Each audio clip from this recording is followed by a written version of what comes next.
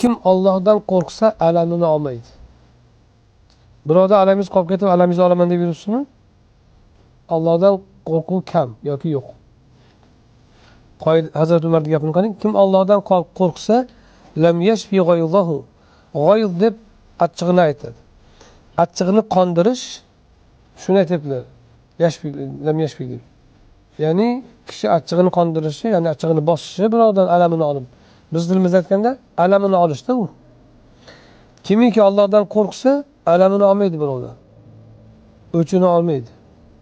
O'ta katta qoida, shuni bilib olinglar. Ishingizda alam qolib ketsa, sabr qiling, Alloh sizni aziz qiladi.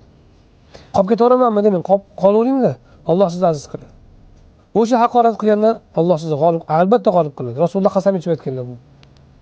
Kimiki zulm qilinsa unga va sabr qilsa, Alloh uni albatta aziz qiladi deganlar qasam ichib.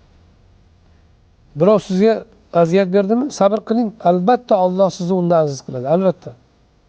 Sizni izzatingizni ziyoda qiladi. Bunaqa haqorat qiladigan pastkash odamlar o'zi bilan og'ir bo'lib ketadi. Undan g'am chekmang. Ular u tabiatdagi kir odamlar, ularning tilidan na payg'ambar sog' qolgan, na Alloh. Shunday qalb egalari agar iymoni bo'lsa, Allohga, rasuliga otmaydi tashim. Lekin o'sha kirlik odamlarga nisbatan chiqadi.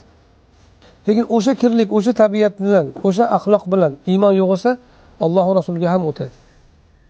Lekin u kirlik, o'sha axloq, yomon axloq baribir chiqadi.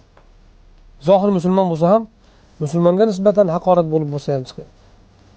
Ana shu narsani kimiki o'zida davolasa va shunday odam guruhlari kelganda sabr qilsa, mana bu odam payg'ambarlarning axloqi bilan xulqlangan.